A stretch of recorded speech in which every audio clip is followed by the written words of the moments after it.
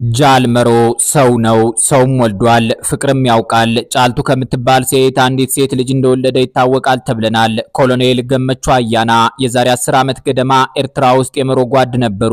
ስለ ጃልመሮ ሲናገሩ እንደሱ ትምርትና ሰላም የሚወድ ሰው ያለ አይመስለኝም ስለማለታቸው ሰምተናል።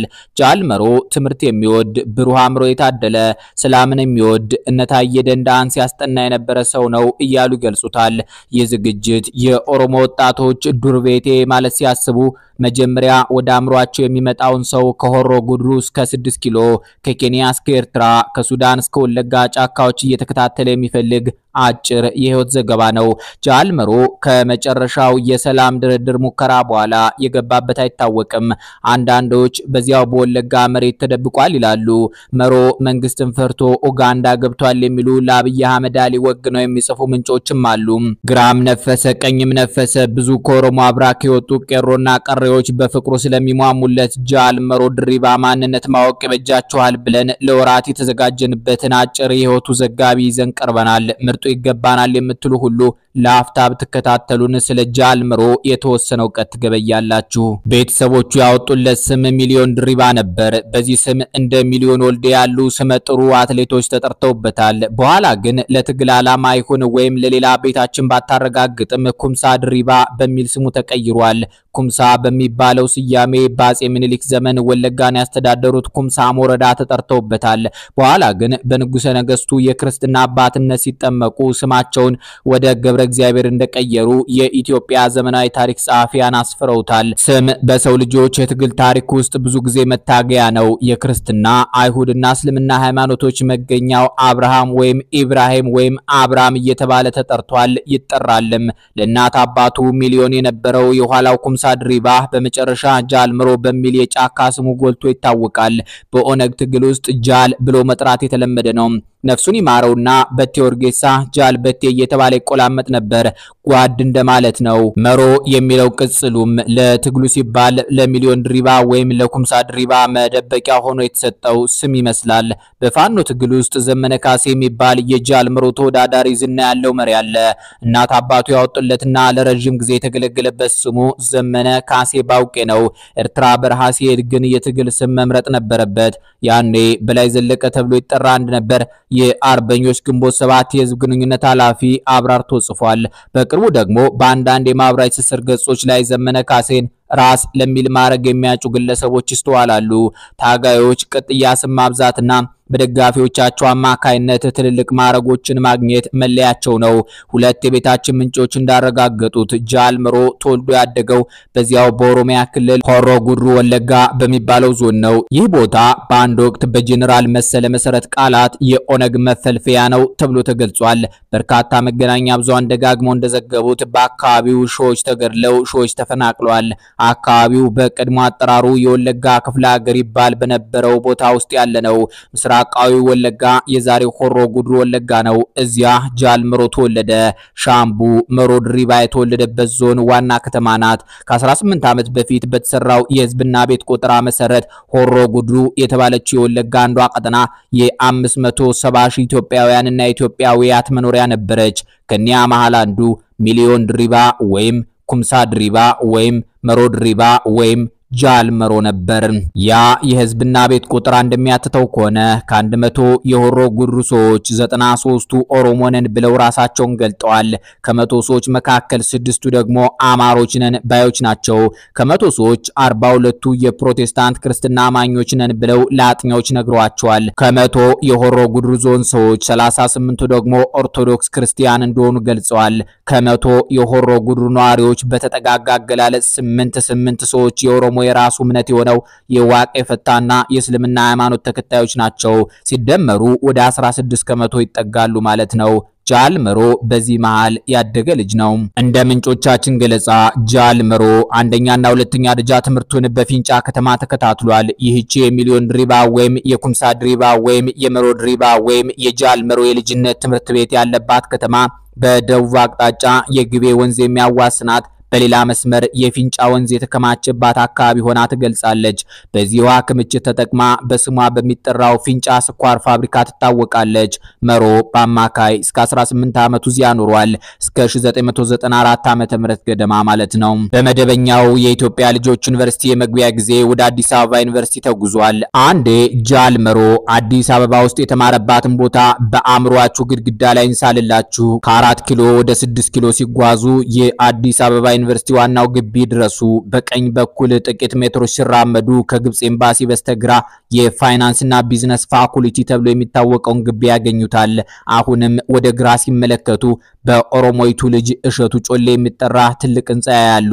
የመሰብሰቢያ አዳራሽነትና ሌላም አገልግሎት የሚሰጥ ህንጻ ነው። የምጣኔ ሀብት ተመራማሪው ዶክተር እሸቱ ጮሌ በልማድ አጠራር ያ የሚባለው ትውልድ አባል ናቸው። ህይወት ተፈራ ማማ በሰማይ ላይ በአክብሮት ትጠራቸዋለች። እሳቸው መምህር ሳሉ እነ ህይወት ተፈራ ሪቦ ነበሩ። እዚያው የአዲስ አበባ ዩኒቨርሲቲ ተማሪዎች ህብረት ፕሬዝዳንትና በተማሪዎች እንቅስቃሴ ውስጥ ጉልህ ሚና የነበረው ጥላሁን ግዛው የተባለ ወጣት በመገደሉ በግቢው ግርግር ሲነሳ እሸቱ ጮሌ መምህር ነበሩ። ኤምሬትስ ፕሮፌሰር ሽብሩ ተድላና እሸቱ ጮሌ የልብ ጓደኛሞች እንደሆኑ ቋሚው ምስክር ጋር ሽብሩ ናቸው። በዚህ ዘመን የማንነት መለኪያ እሸቱ ከኦሮሚያ ሽብሩ ከጎጃም ተገናኝተው እልል ያለ ፍቅር እንደነበራቸው ሽብሩ ተድላ ከጉሬዛ ማርያም እስከ አዲስ አበባ ላይ አማላይ ገጠመኞቻቸውን ጨማምረው ጽፈውታል። የዛሬው ጉዳያችን ተማሪው ኩምሳ ድሪባ ወይም አማጺው መሮ ድሪባ ዛሬ አንዱ ህንጻው በስማቸው በሚጠራላቸው በእሸቱ ጮሌ ተማሪነትና ያስተማሪነት ግቢ አስተዳደር ወይም ማናጅመንት ያጠና እንደነበር ሰምተናል። ያ ግቢ የአልጋ ወራሽ አስፋወሰን ግቢ ተብሎ ከአብዮት በፊት ይጠራ ነበር። አንድ ለደህንነቱ ስንል ስሙን የማንጠቅሰው ጋዜጠኛ ጃል መሮ በትምህርቱ በጣም ጎበዝ ተማሪ ነበር ብሎናል። በእርግጥም ወለጋ ሰቃይ ተማሪዎች የሚፈልቁባት ምድር ናት። በቀደመው ዘመን እነ ድሬሳ መንቴ፣ ይልማ ድሬሳ፣ እነ ሰለሞን ድሬሳ ከወለጋ ፈልቀው በተለይ በገንዘብና ተያያዥ ጉዳዮች ዙሪያ ጉልህ ሚና ያበረከቱ ተቋማትን መርተዋል። ዝነኛው ደራሲ ስብሐት ገብረ እግዚአብሔር ማስታወሻ በተሰኘው የግል ታሪኩ ውስጥ ለኔ በህይወቴ በጣም የሚያስገርሙኝና የማደንቃቸው ሰው ጥራ በባል ብላታ ድሬሳ መንቴን ነው ይላል። እኚህ ሰው የጃል መሮቄ ወለጋ ተወላጅ ናቸው። እዚያው በ6 ኪሎና በ5 ኪሎ መካከል ያለው ገንዘብ ሚኒስቴር በቀዳማዊ ኃይለ ሥላሴ ዘመን በወለጋዎች የሚመራ ነበር። ዛሬም ምክትል ሚኒስትሩ ኢዮብ ተካልኝ የወለጋ ሰው ስለመሆናቸው ይነገራል። ወለጋ ለዘመናት የኦነግ የልሂቃን ክንፍ ማዕከል ተደርጎ ይቆጠራል። ከመስራቾቹ ዋናው ሌንጮ ለታ የወለጋ ሰው ናቸው። ነጋሶ ጊዳዳም ትምህርት የሚቀናቸው የወለጋ ሰው ናቸው። በቅርቡ ያረፉት ቡልቻ ደመቅሳም እዚህ ዝርዝር ውስጥ አሉበት። ደቻሳ አበበ ከኦሮሚያ ሪፐብሊክ እስከ ኩሻይት ኢትዮጵያ የታሪክ ትርጉምና የፖለቲካ ዓላማ ከ1965 እስከ 2010 በተሰኘ የጥናት ጽሑፋቸው የኦሮሞ የቀኝ ተገዝቻለሁ ሮሮ በምዕራባዊ የኦሮሚያ አካባቢ በተለይም በወለጋ አካባቢ የተወለደና የተንጸባረቀ ነው የሚል ድምዳሜ ይሰጣሉ። ደቻሳ የመገንጠል ጥያቄውን ያነሱት የምዕራብ ወለጋ ገዢ የነበሩት አመንቴ በካሪ ናቸው ይባላል። የገንዘብ ሚኒስትሩ የኢልማ ደሬሳ አያት ናቸው ይላሉ። ጃል መሮ የኒሶች ዘመድ ነው። የዛሬው ያመጽና መጸኞች የጠመንጃ ትግል አራማጅ የኦሮሞ ልጆች መሪው ጃል መሮ በተማሪነቱ በመምህራኑ የሚወደድ ሰው እንደነበር ይገለጻል። ለዚህም እንደማሳያ አንድ ምንጫችን በ1994 ዓመተ ምህረት የ12ኛ ክፍል ፈተናን ከፍተኛ ነጥብ በማምጣት በሚቀጥለው ዓመት ማለትም በ1995 ወደ አዲስ አበባ ዩኒቨርሲቲ መግባቱን ግለ ታሪኩ ያስረዳል የሚል አገላለጽ ተጠቅመዋል። ምንጮች እንደሚገልጹት ከሆነ ጃል መሮ ወደ ፖለቲካ ለመሳብ አንድ የዩኒቨርሲቲ ተማሪነት ዓመት በቂው ነበረች። በ1996 ዓመተ ምህረት በአዲስ አበባ ዩኒቨርሲቲ የመጀመሪያ ዓመት የማናጅመንት ተማሪ ያለ በተደጋጋሚ የተማሪዎች ተቃውሞ ላይ መሳተፍ አበዛ። ይጊዜ ታዬ ደንዳ ረዶ እየታሰረ የሚፈታበት የኢትዮጵያ ማጎሪያዎች ሁሉ የኦሮሞ ወጣቶች ቤት የመሰሉበት ነበር። ጃል መሮና ታዬ ደንዳ አዲስ አበባ ዩኒቨርሲቲ አንድ ላይ ተምረዋል ተብለናል። ታዬ የኦነግ አባልና የትግሉ ደጋፊ እንደነበረ በቅርቡ በይፋ ተናግሯል። 1996 ዓመተ ምህረት ማለት በኢትዮጵያ ታሪክ የዲሞክራሲ ብልጭታ ታይቶበት ተደረገመበት የሚባለው የምርጫ 97 ዋዜማ ነው። ጃል መሮ በ1996 የምርት ዓመት ላይ በብዙ የተቃውሞ ሰልፎች ውስጥ በመሳተፉ ለስር ተዳርጎ ነበር ተብለናል። ምንጫችን እንደሚሉ ከሆነ የመሮ የኤፍቢ ግቢ ትምህርት ከአንድ ዓመት አልዘለለም። በወቅቱ በኦሮሞ ሕዝብ ላይ እየደረሰ ነው ያለውን ጭቆና በመቃወም ወደ ኦሮሞ ነጻነት ግንባር ማለትም ኦነግ ተቀላቀለ። ዩኒቨርሲቲ በገባ በአንደኛ ዓመቱ 1996 ላይ መሮ አመረረ። በአዲስ አበባ ዩኒቨርሲቲ የመጀመሪያ ዓመት የማናጅመንት ተማሪ ያለ ዝነኛውን የኦሮሞ ህዝብ የትግል ድርጅት በይፋ ተወዳጀው። በርካታ ምንጮች እንደሚገልጹት ጃል መሮ ታጣቂ ቡድኑን የተቀላቀለው ከግቢ ተማሪዎች ጋር በድንበር በኩል ወደ ኬንያ በመግባት ነው። ኬንያ የነጃል መሮ ትውልድ ማምለጫ አሊያም ተመልሰው በኦሮሚያ ጫካዎች በቦረና የትግል ሜዳዎች ለመደራጀት በአንጻራዊነት የምትመች ሀገር እንደነበረች ዘመኑን የጻፉ ሁሉ አትተዋል። ጃዋር መሐመድ አልጸጸትም ላይ ኦሮሞ የተባለው ልጁና ተያርፋሴ ገመዳ ቤተሰብ ከኦሮሚያ ደቡባዊ አቅጣጫ ለሚፈልሱ የኦሮሞ ልሂቃን መሰብሰቢያ እንደነበረ ጽፏል። መሮም ያንን መስመር ተከትሎ ኬንያ ሆኖ ለቀጣዩ 21 ዓመት ነፍጥ የቀላቀለ ትግል ተዘጋጀ። ቤታችን ያገኘችው መረጃ እንደሚያትተው ከሆነ ከኬንያ መልስ ጃል መሮ ከደቡብ ዞን የኦነግ ህዝብ ወደ ኤርትራ በመጓዝ ዳውድ ኢብሳ በሚመሩት የኦነግ ቡድን ውስጥ ተቀላቀለ።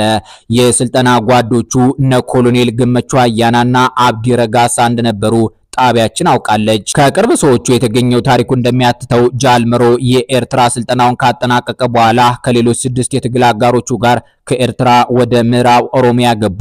ወደ ኦሮሚያ ጫካዎች የገባበትን የተረጋገጠ ጊዜ አላገኘንም። ያማለ እነ መሮ ድሪባ ወደ ምዕራብ ኦሮሚያ የመጓዛቸው ምክንያት የኤርትራ በረሃ ምስጢሮች የተባለው መጽሐፍ ጨምሮ በርካታ አካላት እንደመሰከሩት በኤርትራ ከመጥፋት የተሻለ ከመኖር የባሰ የነበረውን የኦነግን ሰራዊት እንዲመሰርት ለመሮ ግዳጅ ተሰጥቶት ነው ተብለናል። ጉዞ በሱዳን በኩል እንደነበረ ሰምተናል። 7ቱ የኦሮሞይቱ ልጆች በሱዳን አድርገው ከ90 ቀናት በላይ በእግር በመጓዝ ወደ ቄለም ወለጋ እንደገቡ ይገለጻል። መሮ ድሪባ በ2 እና 3 ዓመት ውስጥ የቦታ ልየታና የኦሮሞ ነጻነት ሰራዊት ምስረታ ላይ ሲሰራ ከቆየ በኋላ አባላት በማፍራት እርምጃ የመውሰድ ተግባር ጀመሩ። በ2000ዎቹ መጀመሪያ ኤርትራ ውስጥ የነበረው የኦነግ ታጣቂ ከ300 የማይበልጥ እንደነበረ ደግነቱ ዘውዱ ጽፏል። ምዕራብ ወለጋ የገባው የመሮ ቡድን ግን በጥቂት ዓመታት ውስጥ የታጣቂዎችን ብዛት ወደ ሺዎች ማሳደግ መቻሉንና የስልጠና ቦታዎች ማስፋፋቱን ከምንጮቻችን አረጋግጠናል። አሁን አወዛጋቢው ጊዜ ላይ ደርሰናል።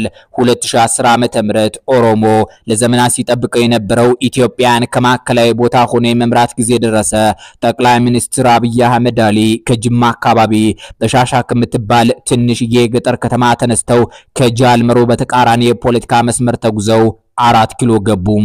ወዲያው ጃዋር ሲራጅ መሐመድ አልጸጸትም ላይ እንደሚለው ከሆነ አሜሪካን ሀገር በአካል ሲገናኙ ኦነግን በሰላም ወደ ሀገር ቤት እንዲያስገቡት ለመናቸው። እዚያው በተቀመጡበት ለአንዱ ጓዳቸው ትዕዛዝ ሰጡ። እነ ለማ መገርሳም ኤርትራ ሄደው አንድ እግሩን ኤርትራ ሌላኛውን ወለጋ ተክሎ የነበረውን የኦሮሞ ነጻነት ግንባርን ወደ አዲስ አበባ ጋበዙት። ዳውድ ኢብሳ በጊዜው ስማቸው ጎላ ብሎ የሚጠሩ የዝነኛው የነጻነት መታገያ ድርጅት መሪ ነበሩ።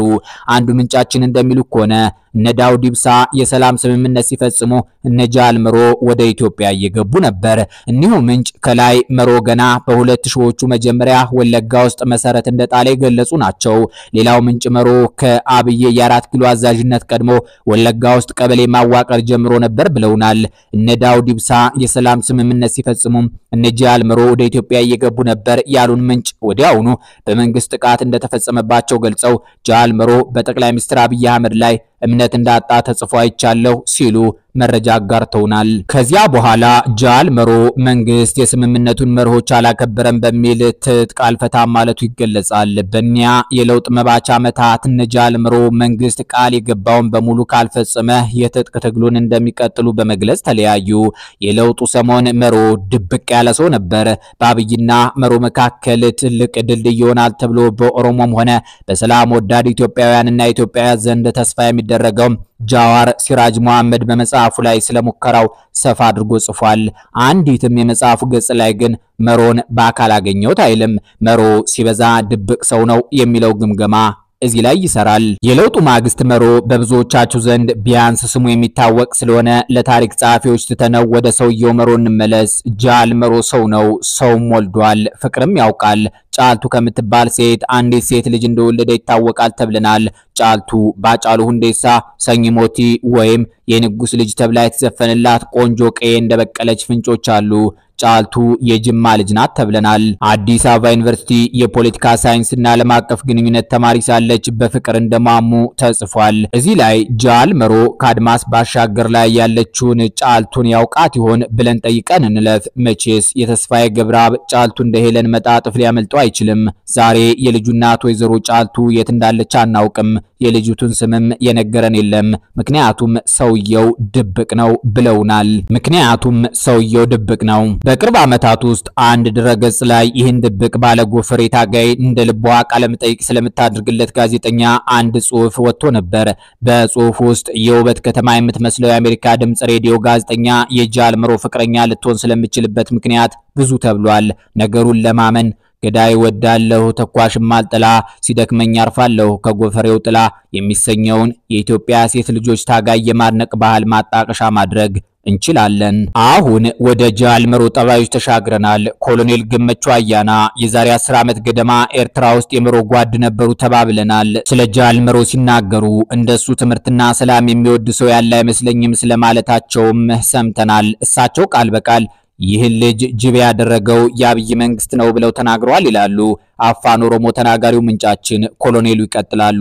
ጃልመሮ ትምርት የሚወድ ብሩህ አእምሮ የታደለ ሰላምን የሚወድ እነታየ ደንዳን ሲያስጠና የነበረ ሰው ነው እያሉ ይህ ሰው በጥቅምት 24 ቀን 2013 ዓ.ም ዋዜማ በተሰበሰበው የኢፌድሪ የህዝብ ተወካዮች ምክር ቤት ጉባኤ ላይ አሸባሪ ተብሎ የተፈረጀውና በኢትዮጵያ ፌዴራላዊ ዴሞክራሲያዊ ሪፐብሊክ መንግስት አጠራር ኦነግ ሸኔ ተብሎ የሚጠራው ታጣቂ ቡድን መሪ መሆኑ የኢትዮጵያ ታሪክ አንድ ሀቅ ነው። የአባይ ማዶ ታጣቂ ቡድን መሪ ዘመነ ካሴ ባውቄ በአንዲት መግለጫው ላይ ሰላም የምድር ጌጥ ነው ይላል። ጠቅላይ ሚኒስትር አብይ አህመድም ሰላምን ሲገልጿት በኢየሱስ ክርስቶስ አንደበት የሚናገሩ ይመስላሉ።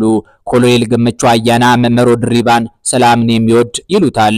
እነሆ ላለፉት 6 ዓመታት ግን ሰላም በአፍሪካው ቀንድ እንደ ዳይኖሰር ጠፍቷል።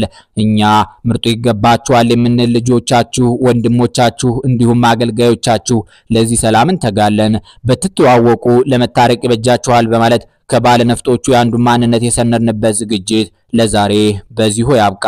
የእናንተን ሐሳብ አስተያየት ለመመልከት አስተያየት መስጫው ክፍት ሆኖ ይጠብቃችኋል። በያላችሁበት የሰላም አየር ይጎብኛችሁ። ቻው።